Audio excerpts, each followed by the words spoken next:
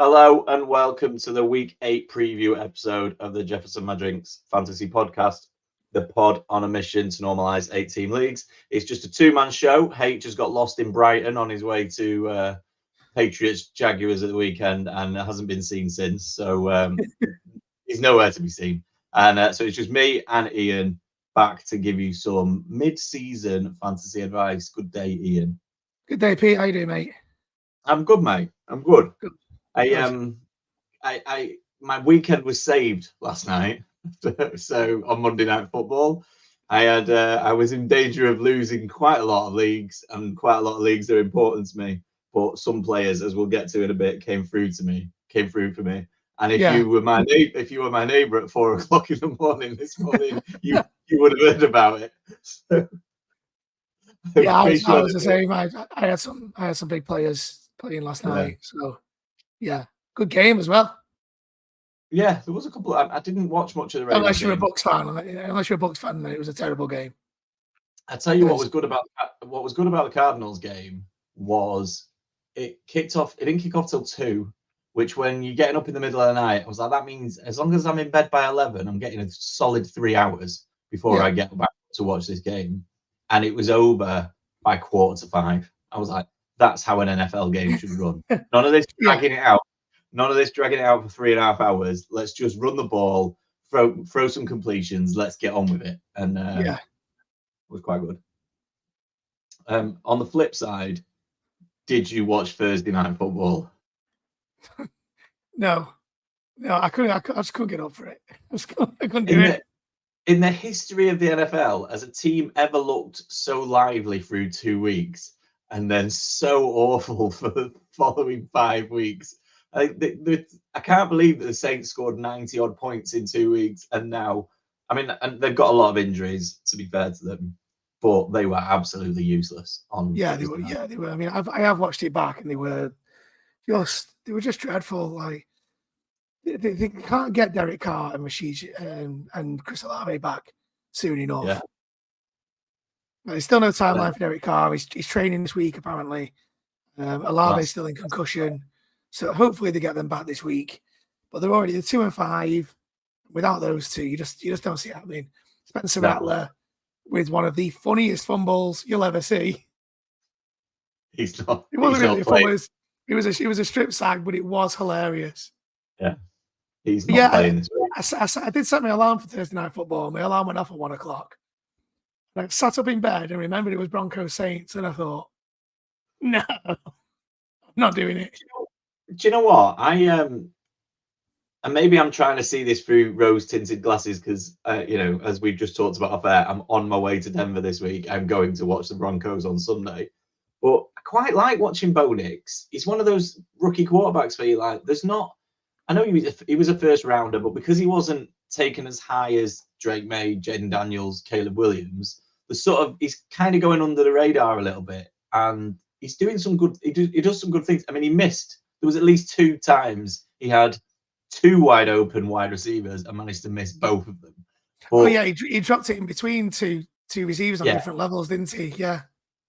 But when he's in the pocket and he makes the throws, it looks really good. He can scramble around a little bit. It's just that sort of, and Herb Street talked about it on Thursday, when he moves around a little bit and then he tries to throw it, it's all over the place. And but that's the sort of stuff you can kind of work on. Like he's obviously got it, so he's quite exciting to watch. And with that defense, they've always got a chance. Yeah, I was going to say it makes your job a lot easier, doesn't it? When their defense is playing as well as they do, 6 sacks, 2 fumbles recovered, and a defensive touchdown. Yeah, as a quarterback, it makes your job a lot easier, and you can take on more risk in the offensive game when your D's playing like that. Yeah, and I think they've got the Panthers this week, so I think it'll be much of the same. The Panthers, they're looking nailed on now for a top 5 pick, if not first overall pick, aren't they? I feel like Andy Dalton's gone in there too early. He had like 3 or 4 games in him. He hasn't got a whole season in him, has he? So, no, I think it was about half time when I texted in the group. I said, we're going to see Bryce Young again tonight. Yeah. And about 10 minutes later, Bryce Young came on. I was like, here we go. When Dalton threw that second interception, it was almost as if they panned to Bryce Young and he had a big smile on his face. He's like, suddenly he can be mates with Dalton because they're on the same level. So yeah, it's probably like, please don't put me in there. Yeah, don't put me back in there. God, they were awful. They were They awful. were terrible. And that is a Commanders team without Jaden Daniels. Yeah, they made Mariota look good. They really did. Yeah, they really did. If you're the Panthers, that's a bit worrying. There's terrible play all across that team. Yeah. Can you explain to me what the AFC North is all about? So it happens all the time, and I don't understand. I know divisional games generally tend to be a lot closer, whatever division it is and whatever team they are. But you went into that game at the weekend in much better form than the Browns. You're a much better team than the Browns. You score with the first play, and then I'm checking the score, and it's like the middle of the second half, and they're still in the game. Yeah. How is this possible? How have you not gone kicked on from that and scored another couple of touchdowns and just put it to bed by halftime? Yeah, it was a weird game, but that's what you get with derby games and all divisional games. Anything can happen. I said last week on the pod, we've not won any of our last 6 games against the Browns. So this weekend was the first win in 7 attempts. Yeah. So it's always a tight affair, no matter how bad the Browns usually are. Their D's still pretty good. Myles Garrett is still there. And we didn't get anything going offensively in the first half at all. Like the fact that we won that game is down to our D turning up and obviously that special teams play at the beginning of the game. And then we came out second half, went down the field, scored 2 touchdowns, and then it was like, right, that's it now. We just don't let them score.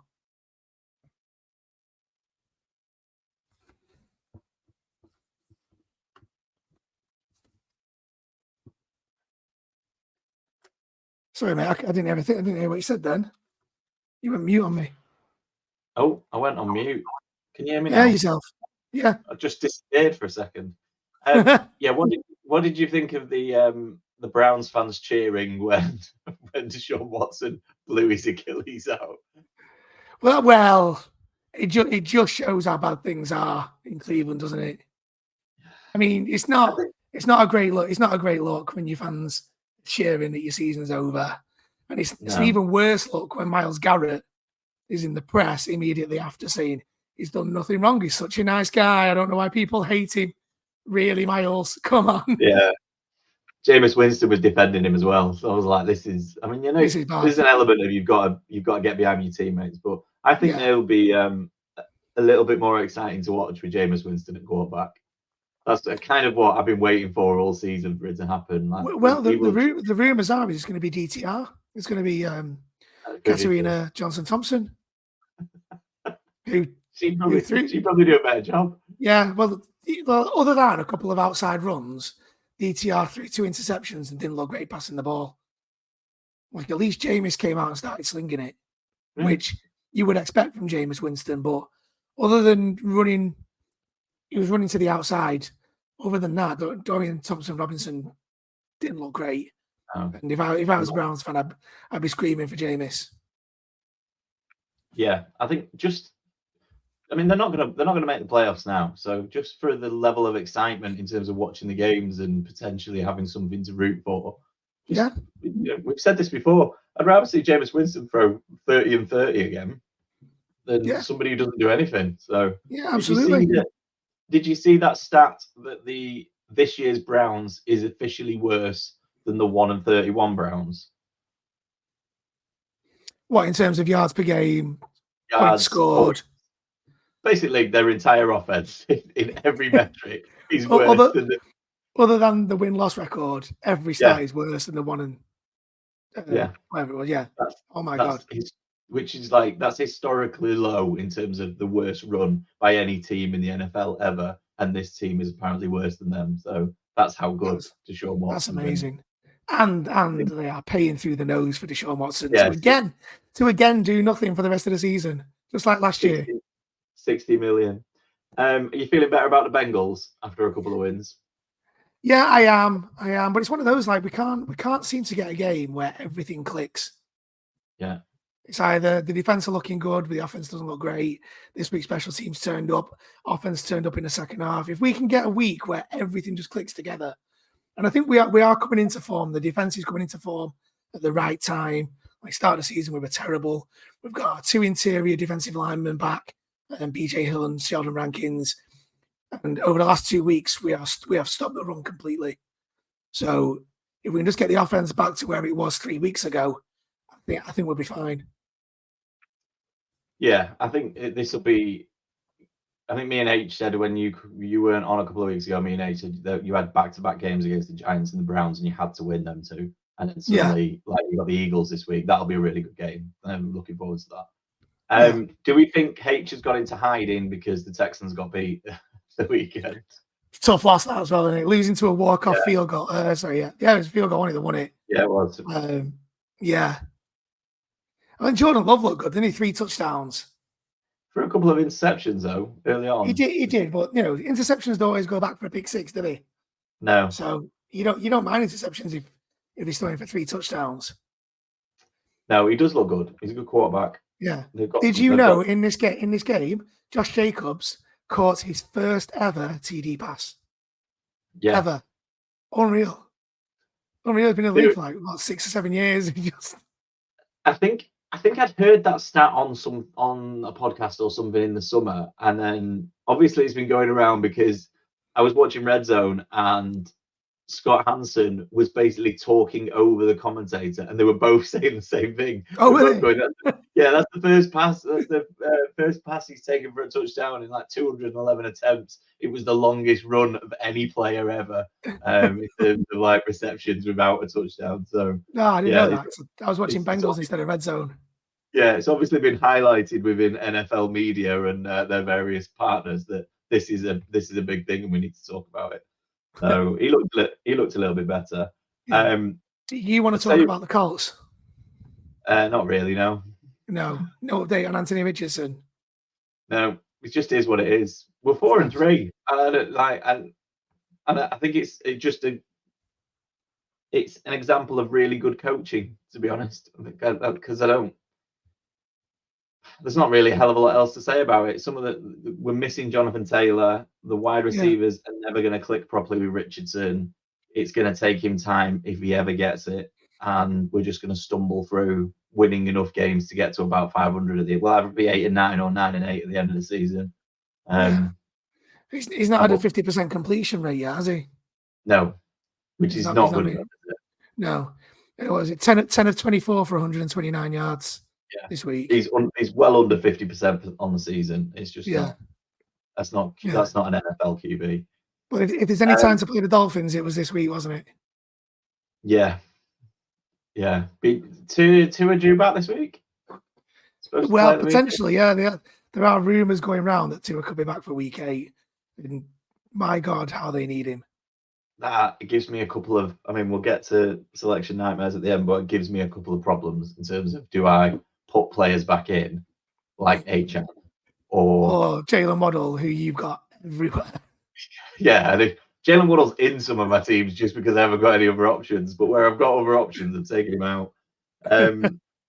Just quickly then, as we're 7 games in, I've made a note of 5 team records. I'm going to read them out to you. I want you to tell me which you think is the most surprising. Broncos 4-3, Steelers 5-2, Commies 5-2, the Vikings at 5-1, or the 49ers at 3-4. Which is the most surprising start, do you think?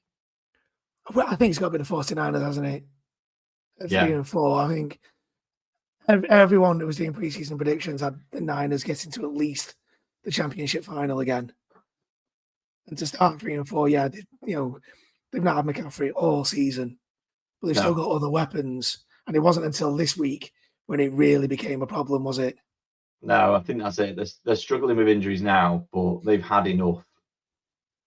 And they've just, like losing to the Cardinals, and they've just had a few games where they shouldn't have lost those games. And now they've got injuries. Now it's going to start being a problem. So, although they've got the Cowboys this week. So, but three of those other teams, they've all got, some of the best defenses in the league, like the Steelers, the Broncos, and the Vikings. I think Vikings are ranked number 1 overall.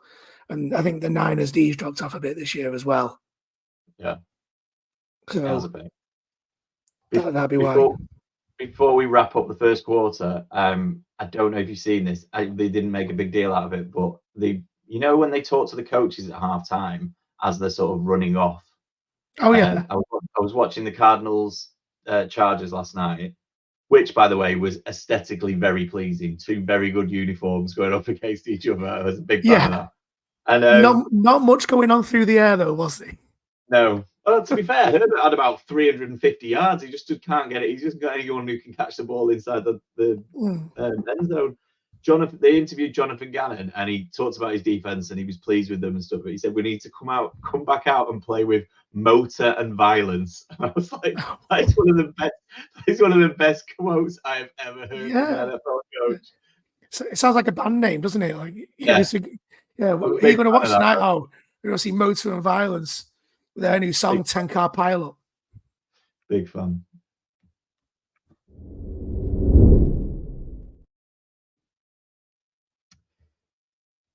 So it was a weird weekend fantasy football wise, wasn't it? Oh, yeah, it was. Yeah, I've had some. In all honesty, like we've got 4 home leagues. Yeah, and I've won in all 4, but then I've taken some really big losses in the charity leagues that we're in. So, there's a couple of players that I'm really hating at the minute, but I've got more positives than negatives this week, which is a rarity for me. I think I'm more pessimistic than UNH as a person, and it's easier to hate on people. That's that's the opposite of me, because if you didn't have anything to say, I could fill this whole quarter with negatives in terms of players. Talking about charity leagues in the Murphs, I think I mentioned it last week. Murphs, I was in one of his guillotine leagues at the start of the year, and I was surviving. I was bottom 3 or 4 each week, and I was surviving, just not being the bottom one that gets caught. And this week I had Tank Dell and Cortland Sutton, I think, as my wide receivers with a combined 0. Oh no. So, and to be fair, I almost got away with it. If Isaiah Likely had caught one of those Mark Andrews touchdowns instead, I would have got away with it. Oof. But I finally got the cut that was probably deserved, to be honest. So I'm out. That's one fantasy league I have taken a kick in, and I'm out. That's one less league I need to focus on moving forward. So yeah, that frees it up. But go on, give us one of your positives then. It's pretty tall. I thought you might be on your list. Is he on your list? He is on my list, yeah. Yeah. He only had 12 carries for 38 yards and a TD, but 103 receiving yards off 6 receptions. Yeah. That's unreal. They've got him going after. I think I was moaning about him a couple of weeks ago, but after that, the last 2 weeks, they really got him going, which is good to see. I think they finally remembered that the reason he was good last year is because you were throwing in the ball rather than just giving it to him. Yeah. At the start of the season, we're just like, right, we're just going to run him down the middle. Then we'll bring Braylon Allen on, who's going to run it to the outside and look even better. I'm like, no, this isn't why we picked him. Well, I think that's it under Hackett. And I said this a couple of weeks ago. It was the same play. They started, every single game started with Aaron Rodgers giving it to, just going, there you go, Brees. And it's like everybody knew that's what was coming. It's like you just had to run up the middle with like a completely stacked box going, you're not going anywhere.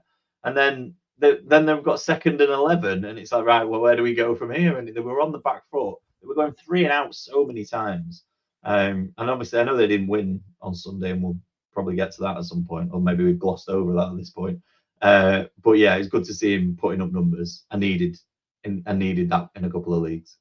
Yeah. Who have you got? Well, I went into last night needing 25 points in our Dynasty League. No, in our main redraft league, I needed 25 points, and I had Kyler Murray. So I was like, and I had Kyler Murray in a few leagues last night. So my love affair with Kyler Murray was properly on the line, and he came out and he threw. Well, he got a pass blocked that turned into an interception and almost went the other way within about 2 minutes of it. I was like, well, this isn't going well, and eventually he got to 20 points with a great touchdown run, and he looked all right, to be fair, but it didn't matter because I also had Cameron Dicker. Yeah.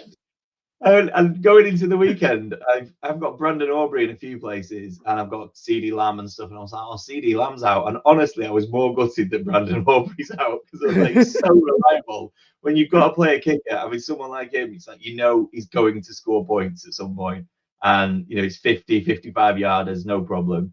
I looked at the schedule. I was like, "Who am I going to bring in?" Cameron Dickens available in most of my leagues. Picked him up in, and he won. He basically won me two. Both my redraft and dynasty league that we've run for a few years now. He won it because he got 21 points, 5 field goals, 2 over 50 yards. I think the first one was 59 yards, then an over 50 yarder, a couple of 40 yarders, 21 points. And I was like, I only needed Kyler to get 5 in the end. So he coasted thanks to Cameron Dicker.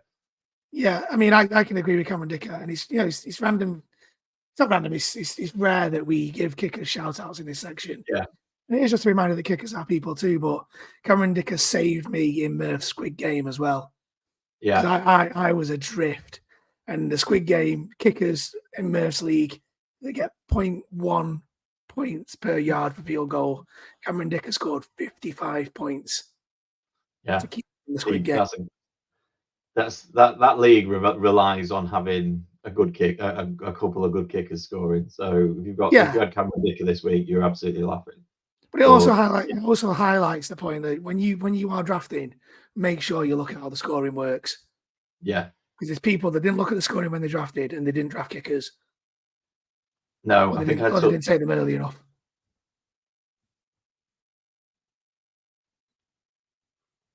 You that, Pete?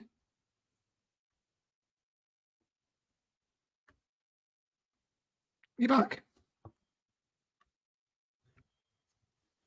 Apologies, we had massive technical difficulties there, so I think we're back. We're back. Hopefully, you can hear us again. Ian, can you hear me? Yes. Right. Well, I don't know what happened then. It was all my fault, or my technology fault. So apologies for that. Can't even remember where we're up to because it took us a good 5 minutes to get it back on. So I think we were in the middle of appreciating people. We are. And next on my list is Saquon in his revenge game against the Giants, 176 yards and a TD. Monster game. Did you? I didn't really buy into Saquon in the summer. And it wasn't that I didn't think he'd be good. He was just going a bit hard. And it just so happened that I never really got the chance to draft him. I liked other players a little bit more. And there's been a couple of those times where I'm like, he's just going to have games like this anyway. He destroys teams almost single-handedly. Yeah. Did you see the stuff with him where they said to him, "Do you want the record?" He was like, "No, let the young guys go out there and get some touches." Oh no, that's good of him. Yeah. So the coach sat him down, and whose name I always forget, but he was like, "You're 13 yards away from your record. I want you to get it if you want it." But I was going to pull the entire first team and send the backups out. And he was like, "No, send the young lads out, let them eat." Oh, what a guy! Yeah. So I was like, fair play. I haven't got you in any leagues, but I still appreciate that. That's good. That's good to see. Yeah, to be fair, if you owned him and he went out there and snapped his Achilles on one extra play, you'd be raging, wouldn't you? So it's a good call. From a fantasy point of view, you'd done his damage, Annie. Like you didn't. You know, if you lost this week, it wasn't because they took Saquon out 13 yards short of his record. You got other problems. If you got Saquon and you lost. Well, I was going to mention Breece Hall. The only other one I was going to bring up, and this is more of I think we mentioned like highlighting a few people who'd been good picks for the season, is Kyren Williams. Like I know I was big on him, I was big on him in the summer, but he is dragging me out of the crap on a weekly basis. It's like he is the most reliable player I think I've got in any of my leagues at the moment. Doesn't matter. And the Rams do not look good.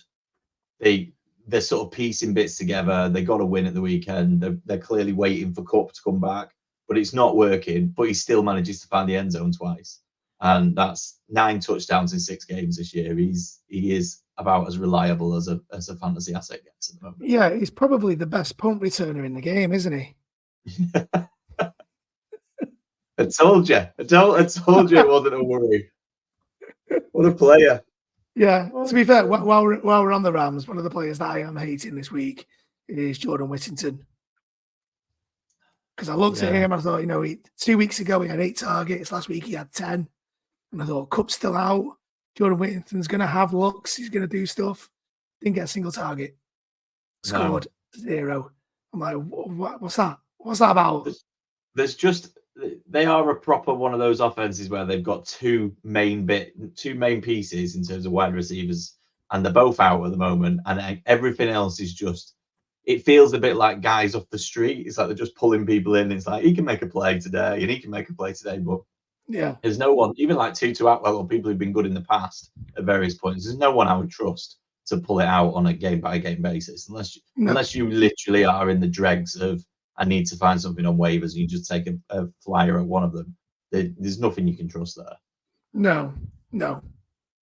Mine was full of wide receivers. I've already mentioned Tank Dell. I mentioned Cortland Sutton. Devonta Smith had 1 catch for -2 yards. I was just like, in one league I had Dell and Sutton together. In another league I had Dell and Devonta Smith together. I was just like, this is absolute carnage. Like, how is Devonta Smith against the Giants with no Dallas Goedert because he's injured? We've just talked about Barkley. I know he took the most of it, but I mean AJ Brown still manages to get it done. How is Devonta Smith? I didn't want a lot, just a few catches would be good. But yeah. He's a worry. I think I'm also hating on Kamara this week. Yeah, for someone who we traditionally associate with getting loads of volume, 7 carries for 10 yards, 6 catches for 14 yards. Yeah, I mean, and this is an offense where there isn't anyone. Taysom Hill's out, Rashid Shaheed's out, Olave's out. Like, if he's not going to Kamara, where is he going?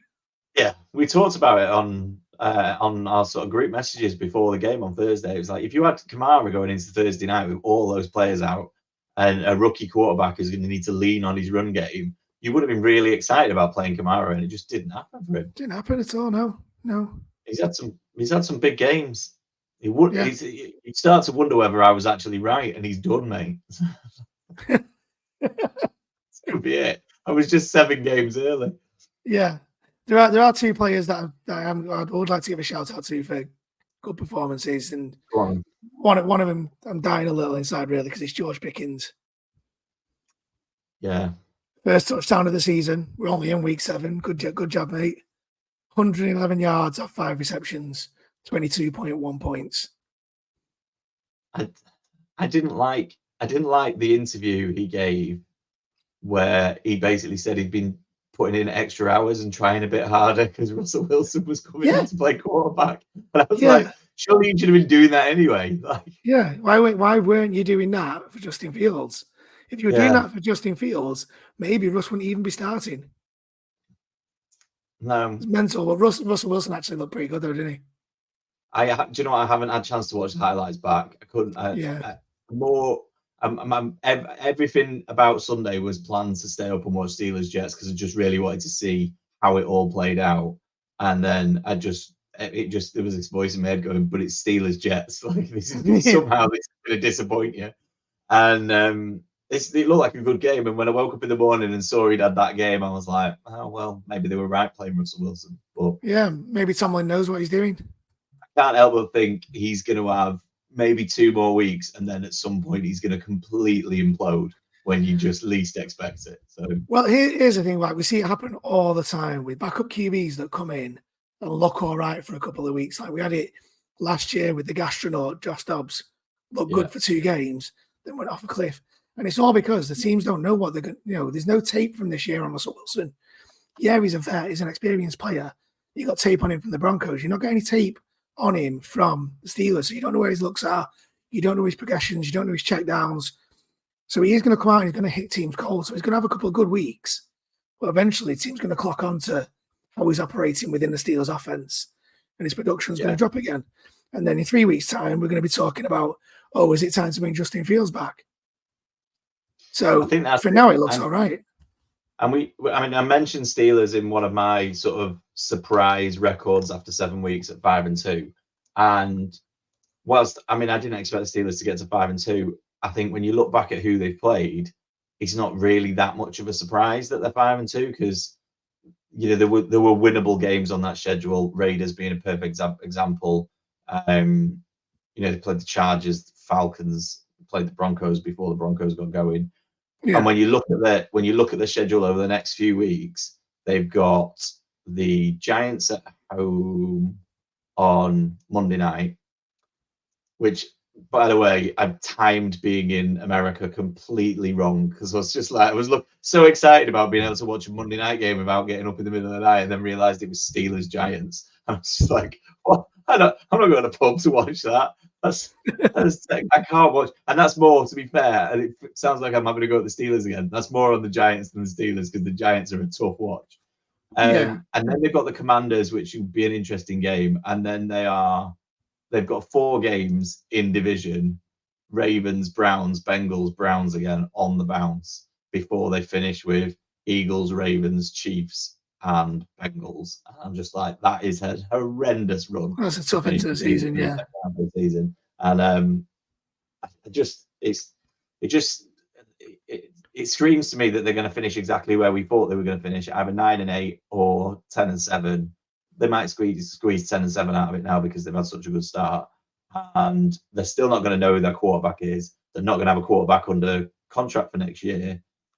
They both, well, at least Justin Fields at this point has done enough to get himself a deal somewhere else. I think when you look around the league at the level of quarterback play, I think, Titans being a perfect example, they would snap your hands off for Justin Fields at this point. So, well, yeah. Well, Titans, Raiders are desperate now. Hayden O'Connell's probably going on an IR, so they're back to Gardner Minshew. They decided last week wasn't worth it. The Browns potentially could trade for Fields. Yeah. I mean, these are all teams that we're probably going to have top 8 picks in the draft, but there's not going to be another 6 quarterbacks going in the top 10. That doesn't happen every year. So, or maybe even the Panthers if they decide to give up on Bryce Young. So I think Justin Fields, to be fair to Justin Fields, he's done enough. I wouldn't be too upset if I was him because he's done enough. He's put enough out there to go, yeah, I'm worth a contract moving forward. So he's probably made himself, definitely. Yeah, he's probably made himself $50 or $60 million. Yeah.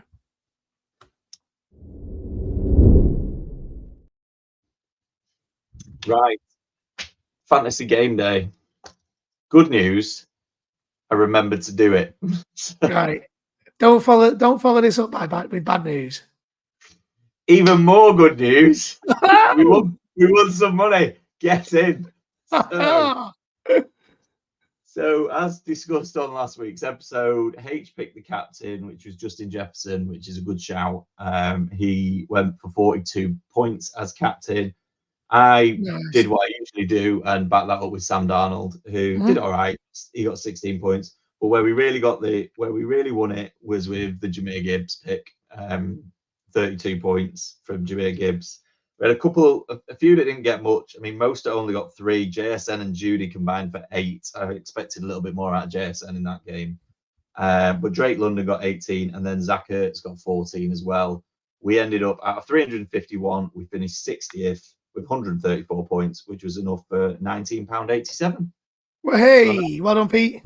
Nice little £12 profit. So very nice. Well done. So that was a good start. If I could have had 2 wins if I'd have bothered remembering to do it the first time. So, no, you wouldn't. Yeah, I got us a win under our belt. I'm not sure where we're up to with game day. That feels like we should be in profit by this point. Yeah, well, we've all got 1 win each. 3 wins. We must be making more than we're losing. Definitely. Yeah. I mean, we're not sending them bankrupt or anything, but we are. That'd be tough now. They are bummed out, aren't they, with DraftKings going?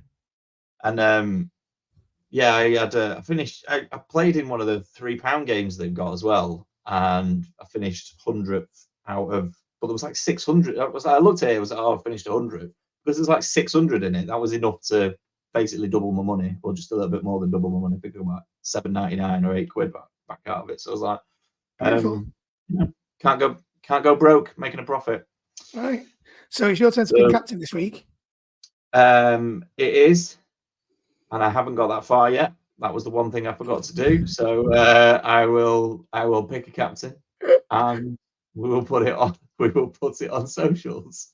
So awesome work, mate. Awesome work. I I thought it was your turn to pick captain for some reason. I will sort that out. I did, however, and we are on Fantasy Game Day, as we always say, if you haven't already played or you know people who might be interested, get them to sign up with our code JMDFS, and you get a free week on us. Definitely worth doing. There's money to be won if you know what you're doing from a fantasy football point of view. I did update the JMD JTT League though. So let's quickly run through them. In the Brady division, we have a new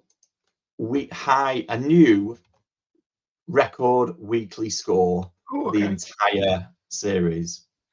So current record was like 208 or something, wasn't it? The current record was 211.6. Okay. And it was Konski 77 and his team Renid Speed in week 4. I do love that team name. I was thinking about it the other day. It's like, that is a banging team name. The new record, so that was 211. The new record is 218.04. It was an absolute mega week. Would you like to take a guess? And I'll give you a clue. He's not on the pod this week. Who put up that total? H put up 218 points this week. Jesus. Which is a new record score for everyone to attempt to beat. So, which also means he's through to the next round of the new cup. And it can't happen. It could go back to back. Can't go back to back. A win for H. That is only the sixth score we've had over 200. I mean, like I say, it was 218. It's almost 7 points higher than any other score we've had. So it was a mega week from H. So well done to him. The lowest score in that division went to Team Evdokios, who are one of the two teams at 2 and 5 with 5 yard Murph. He's back 5 yard rush Murph. He's down at 2 and 5 with work to do. That division's really competitive. Owner of Brady leads the way at 5 and 2 as the only team. Everybody else is on 3 or 4 wins in the middle. The semi-finalists for the cup competitions, and I'll put all of these in the group so everyone can see it. HJMD Pod, Yeoviltown 49ers, Renid Speed, and Owner of Brady are the 4 teams that made it through to this, not quite semi-finals, but semi-finals of the divisional. Yeah, semi-finals of the divisional element of it. Moving on to the Elway division, Team DS Liddy got the top score in the division for the 3rd time in 8 weeks, on their way to 5 and 2 in a joint second position with Team Pestle, who got the second highest score. The lowest score was a new low. So we've had a new high this week, and we've also had a new low. And the previous lowest score was 88.7, and Team Suarez Power scored 79.04, which is what an absolute shocker. So that is awful. And to be fair, we're talking about a team that scored well over 1,000 points through 7 weeks. So that's completely out of character. In fact, his lowest score before that, his lowest score in the last 6 weeks was 150. And he's just had a bit of a shocker this week and scored just 79 points. That's a bit of a shocker for them. It just so happened that the top 4 scorers in the Elway division this week were all playing somebody separately in the cup. They were playing the bottom 4 scorers. So Team DS Liddy 92, Team Pestle, the final boss, and heads of the table are the 4 teams that move through to the next round of the cup. So the JTT Millionaire Matt is out of this cup as well. Leading the way in that division, I should mention Team 89 Monday out of the cup, but not out of the league. So 6 and 1, one of the few teams at 6 and 1 or better. More to come on that. In the Manning League, top score was PM Big Man, who changed his team name last week to Can't Buy a Win, and then he got the top score for the 2nd time in 8 weeks. So top score, winning the cup, which obviously winning the league and winning the cup. He's 2 and 5 now, so the fight back is on for Can't Buy a Win. They've got lots to play for in that, although it's a bit spread out in our Manning division. The lowest score would have been a record if it wasn't for the previous record just talked about by Team Suarez Power, was only 83.5, and that was Team Matty Leo, who for the 2nd time in 3 weeks has put up the lowest score in that division, and is 2 and 5 we've got 4 teams at 2 and 5 in the Manning division. We've got 1 team, the only team left at 7 and 0. The last Waltz have wiped the floor with everybody. Clean sweep through the first 7 weeks, and are 7 and 0, leading the way. Good going. That is so. Congrats to Ash Perry 83 and the last Waltz. That's a really impressive performance. Taking his team to 7 and 0, and just ahead of team Mungry Pablo, who are 6 and 1. The 4 semi-finalists: Can't Buy a Win, Team Grid Irony UK, who beat me, the last Waltz, and Team Scuba Lee, who got the 7th highest score this week, but still had enough to get through in the cup. So it's all right if you play the lad who finished 8th. So Scuba Lee squeaks through. And then finally, in your division, Ian, the top score in the Merino division was Team Dynasty Island for the 2nd week on the trot. So potentially coming into a little bit of form at the right time. 2nd week on the trot, taking them to 5 and 2 and 2nd in the division at 172.42. The lowest score in that division was a pretty healthy 120.52. Again, 2nd week on the trot, that Team MKC Papa has scored the lowest in that division, and they sit at 2 and 5 with work to do. The 4 teams to move on in the cup were Team Dynasty Island, the Dynasty Cowboys, welcome to the jungle, congratulations, and Team Ginger Mamba 87 are the 4 teams that move on. Top of the league in that division is the Dynasty Cowboys, just ahead of Team Dynasty Island, as I mentioned, at 5 and 2. So we've got, across the 32 teams, we've got the last Waltz at 7 and 0, and then we've got 1, 2, 3 teams at 6 and 1. So they're the 4 teams leading the way. We've obviously got the next 3 weeks, we'll have the cup, and then I think we've got a couple of weeks off before the Dynasty playoffs begin. Obviously, you've got your individual leagues to focus on, but then we will have an overall Champions League type Dynasty playoff going at the same time. And those are the teams leading the way in terms of the 14 teams that will enter those playoffs when it comes to week 13, I think it is. But once we get this cup out of the way, we'll have a little bit of a look at who's leading the way and who's in the hunt for that, and keep an eye on that. Anything to add on that, Ian? Please for your performance this week.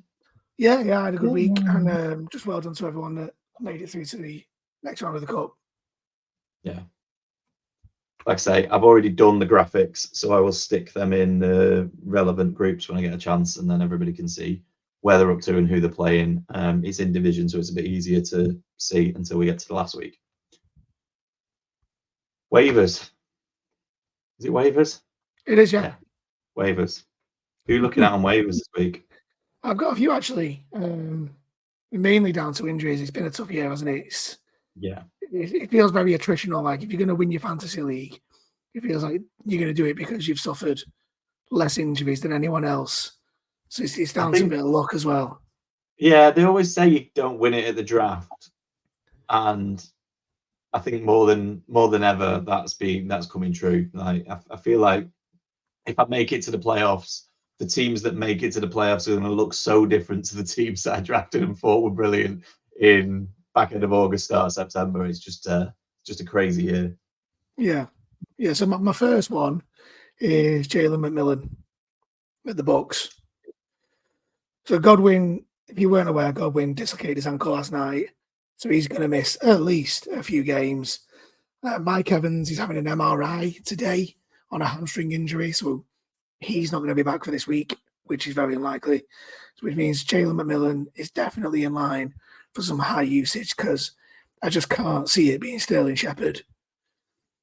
No. After Mike Evans left the game last night, McMillan saw a season-high targets of 8, which he turned into 3 catches, but one of his drops was a tough one in the end zone. So Baker does trust him with those red zone looks. If you have Rachaad White in your teams this week, get him in.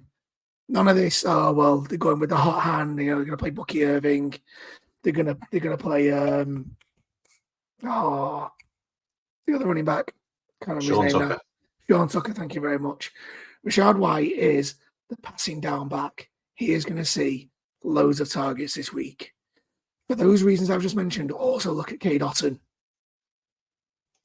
Yeah, Cade Otton's a good shout. I hadn't thought of Cade Otton, to be fair. Have you got any?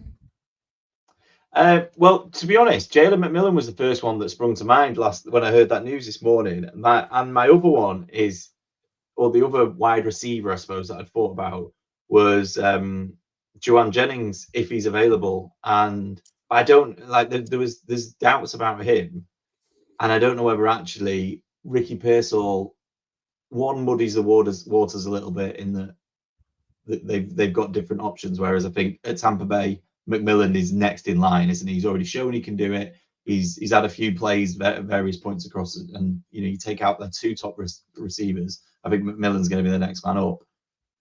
I think Juwan Jennings has shown he can do it. He's got a bit of an injury risk. I think Pearsall's a bit more of a wild gamble, but it could pay off. Like he had a slow start to the season, but he got shot at the same time, so you can kind of excuse him having a slow start to the season. I think that'd affect the way I did my job if I'd been shot.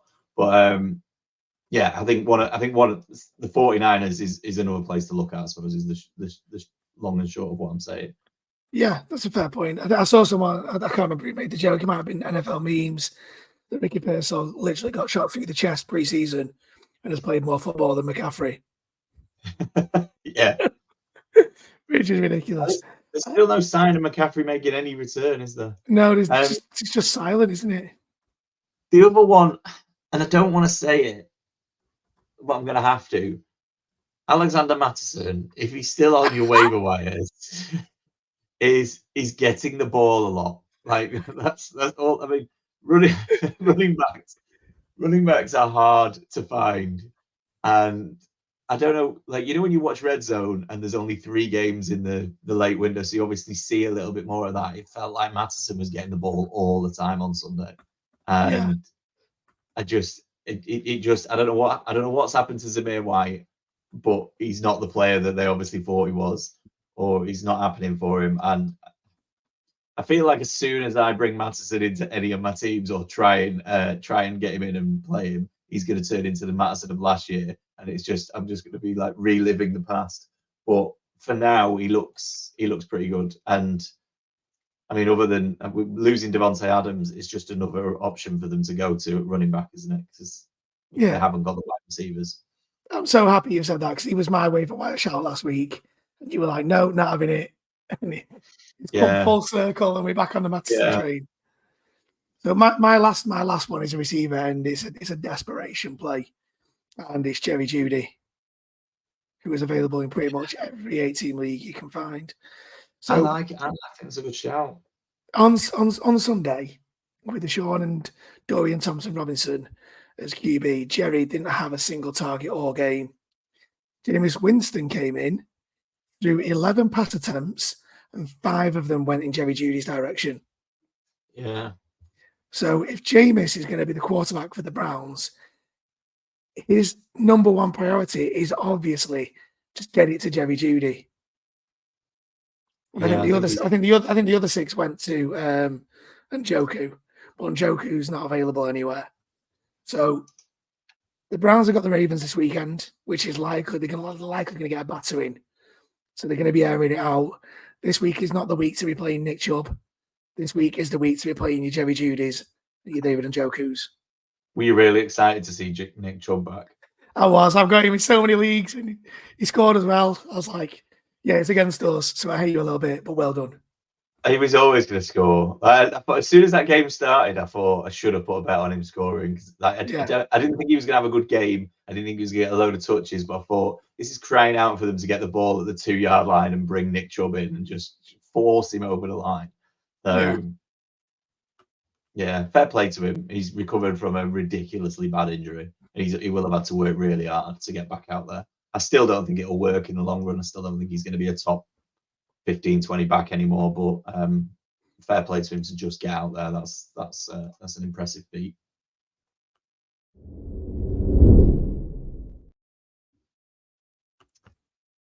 Who's your selection nightmare this week?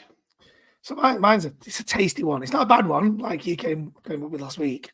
Mine is DeAndre Swift versus Washington or David Montgomery versus Tennessee.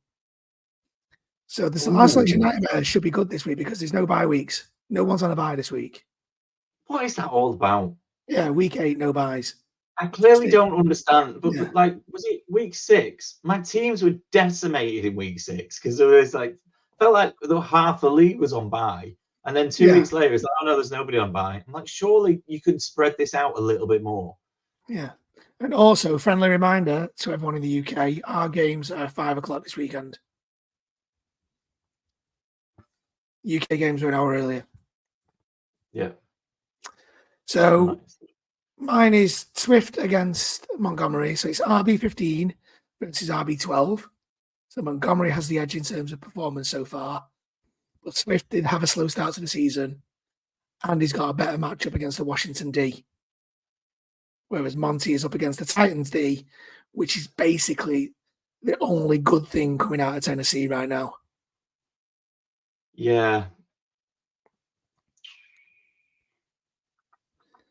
And this That is is a tough one. for my last flex spot because my 2 starting running backs are going to be Jonathan Taylor and Saquon Barkley. That is a tough. I don't think that is Jonathan Taylor going to play this week. If he doesn't play, then it's a moot point. But I'm going into This the is the whole weekend point thinking of he's this going to play. conversation.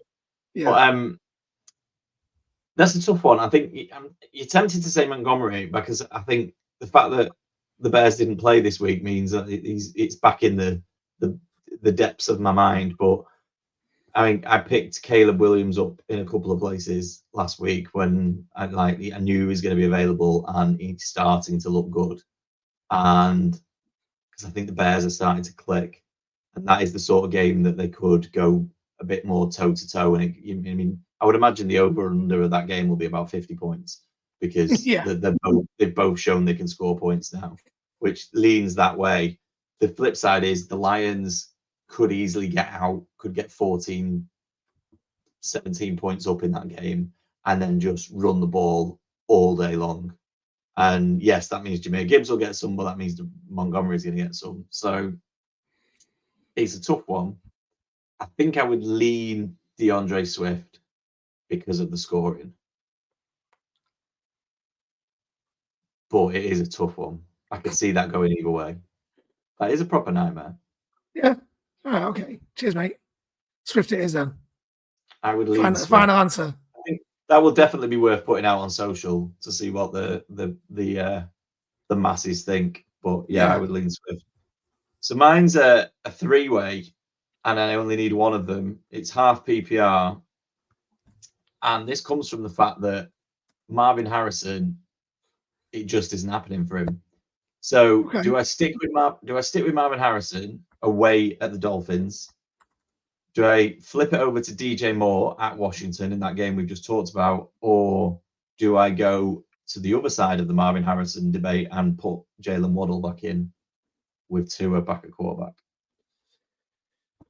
So we are assuming that Tua's back at quarterback this week. If Tua's not back, I'm not playing Waddle over the other two. I mean, I'd give Waddle a miss anyway, just to see what kind of condition Tua comes back in. Yeah. So straight away, I'm taking Jalen Waddle out of the equation. So that leaves me with Miami or DJ Moore at Washington. Yeah, so I appreciate DJ Moore has got on paper what is a good matchup against the Washington D. It's just that my issue is Caleb Williams, all the red zone targets are going to Keenan Allen. Well, they did last week. This is the problem with Chicago is that he missed DJ Moore on a wide open touchdown throw last week, and then DJ Moore ends up with not a great stat line, but if he hits him, and it was the first thing he said when they interviewed him afterwards, bearing in mind he's thrown 4 touchdowns, he should have been on top of the world. He was like, I can't miss that throw. Like it was clearly like that's the one thing that sticks with it. And if he makes that throw, DJ Moore puts up a big line and everyone's like, oh, DJ Moore's his number 1 target. So I think he's going to be one of those where he's a bit hit and miss. He's always a bit hit and miss, DJ Moore, but because his quarterbacks are a bit hit and miss. But I don't know whether I'm getting too excited about that Caleb Williams game, and actually just need to realize that they were playing the Jags, or I'm getting a little bit down on Marvin Harrison because I watched the whole game last night and they just don't seem to be able to get him the ball, and they don't seem that focused on getting him the ball. He seems to be taking enough attention away that they're like, well, just throw it underneath to McBride or use Wilson or Who's the other lad? Yeah, I do think that Marvin Harrison Jr. They need a proper wide receiver too, don't they? Yeah. To help him out. Like Jamar Chase's stats have gone through the roof since T. Higgins came back. T. Higgins' stats have also gone through the roof because you can't cover everyone. And I think that's the Cardinals, Marvin Harrison Jr. and Trey McBride, and they're not really concerned about Mike Wilson, are they? No. Or Greg Dortch, Greg Dortch was getting loads of preseason hype and just hasn't turned out to be any good. He's still Greg Dortch. Yeah. No, I think you're right. I think you're right about the DJ Moore and Caleb Williams thing. I'm going to go DJ Moore. Yeah, you've taught me into that one because I think it feels like he owes him one. Yeah, that's what I'm thinking. Is it going to be a bit? I don't know. Yeah, we shall see. I'll go with DJ Moore, and then we'll see where we get to. However, Jaden Daniels versus Caleb Williams this weekend. Yeah, if Jaden Daniels plays, I don't know what that. Well, he looked perfectly fine, didn't he? Like he came out smiling, waving to the crowd. So, and his mum tweeted that he was okay. So yeah, so that's it. We can't trust the coaches anymore. So it was like, what's his mum saying? Yeah. Right, on to the charity bet. So last week we went for the Broncos to beat the Saints. That came in. We went for the Jags to beat the Patriots. That came in. And then last night we had Ravens and Cardinals. So that came in. Which just leaves the Steelers Jets. And if you remember, last week we were like, well, if it's Russell Wilson this, and if it's Justin Fields this, and if Devontae Adams plays, and if Devontae Adams doesn't play, and it got to the point where I was like, actually, I'm just going to leave that one out. So we won. We back-to-back wins. So the £5. In fairness, I said Steelers. Yeah, and I think me and H said I can't remember, but it all got a little bit. I was like, whatever I do is going to go wrong. So I thought I'll just leave it out, and that turned out to be okay. So we turned another £5 into 36 quid. So we've won £68 something over the last 2 weeks. So we are well into profit now. So we're flying. There's only 3 games this week. And I'm timing it terribly because I'm missing. I will be flying on Thursday to Denver, and I'm going to get in late. So I don't think I'm going to I might catch the end of it. But Thursday Night Football looks really good. It's Vikings at Rams. I think that has got the potential. I'm hoping Cooper Kupp's back because I think that was an element. I think there's an element without Cooper Kupp that the Vikings should just overwhelm the Rams and turn it into a game that's not that great. But on the road in Los Angeles, I think that should be a good game. I'm still thinking the Vikings win. I am taking a Vikings win. Yeah, okay. But I think it should be a good game. Yeah.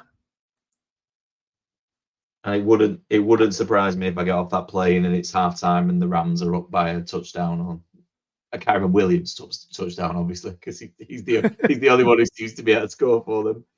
Sunday Night Football is really interesting, and not for the reasons that I think the NFL would have hoped for at the beginning of the season. So Cowboys at 49ers, and it's got that sort of feel. I mean, it's obviously one of those classic old matchups that that people remember from 20, 30 years ago. But the 49ers are banged up. The Cowboys have not looked right. I think this is a really interesting game, and it'll be interesting to watch. What's your thoughts? My thoughts are that the Cowboys are going to win this. Oh, really? Yeah. Well, firstly, they're away, which works instantly. They only lose at home. They've only lost at home this year. They've won every away game. I think. I'm sure that's true. So they're away, so they're nailed on to win because form is in their favour. But the 49ers, there's no Brandon Ayuk. Deebo Samuel has got pneumonia. Yeah. So I doubt he's going to be fit for Sunday. And if he does, I don't know what those doctors over there are giving him because that is ridiculous recovery time from pneumonia. So the 49ers have got Kittle, Jordan Mason, Pearsall, Jacob Cowing, Guerrero. That's their offense. And I think the Cowboys can shut that down. I think you're forgetting how bad the Cowboys were in the last couple of weeks.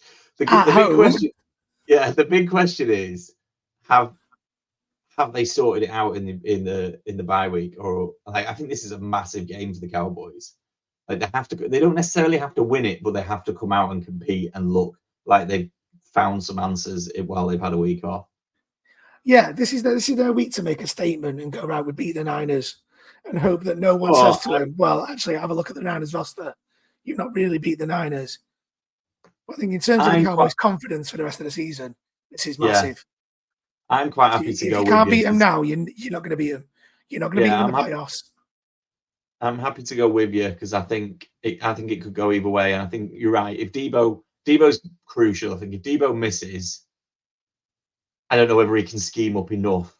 And I'm expecting the Cowboys to come out throwing to CeeDee Lamb and Jalen Tolbert and Jake Ferguson. Like they can't. This is the thing for me with the Cowboys, and I've said it a couple of times. And if you're listening to the podcast and you're like, he's not saying that again, apologies for boring you, but they can't run the ball. So stop trying to run the ball. Stop coming out and then just handing it off to Dowdle or Elliott or whoever. Just throw the ball to your best players, and your best players are Jake Ferguson and CeeDee Lamb. So use them, and then that might open up the run game for you. But don't come out and try and run the ball against this 49ers team because you will be behind. And then Jordan Mason could potentially, with another week of recovery from his injury, could potentially run all over him. But I'm quite happy to go Cowboys. We'll give them the pass. And I assume we don't need to discuss much about the Giants at the Steelers on Monday Night Football. No, that's Steelers all day, that isn't it? Yeah. I saw how much Daniel Jones got sacked by the Eagles at the weekend, and I was like, TJ Watt's going to have TJ Watt is going to kill you. Yeah, he's going to have a field day. So, although they took Daniel Jones out at the end of the game, so I don't know whether that and brought Drew Lock in. So I don't know whether that's a coaching decision, or whether it was just this game's gone. Let's move on to next week. It was this game's gone. So Brian Daboll was interviewed after the game, and he said, no, Daniel Jones is the QB going forward, which kind of kills some of my best ball teams, because I'd taken Drew Lock in a couple of best ball teams at the start of the season thinking, there's no way Daniel Jones is finishing this year. Yeah. He was a good shout. Him and Jameis Winston were the two that I was trying to get hold of. Yeah, why wouldn't you? Oh, I know. This was the week that it all came together in best ball. So, right. That's us, I think. Follow us, as always, at JMD Pod, at JMD Podcast on TikTok. Like, subscribe, and share our YouTube. Tell your friends. Thanks for listening, as always. I'm signing off. I will not be with us next week. I will make sure I send an update for Ian and H on around the JMD and JTT leagues. So you'll see that. And I will be in Denver enjoying the view probably more than I'm enjoying the game. Yeah, if H isn't back next week, it's going to be a long hour for me. It's not going to be as long for you as it is going to be for the people listening, mate. So I can assure you. Cheers, mate. Right. I will enjoy next week. I will be listening out, and I will speak to you in a couple of weeks.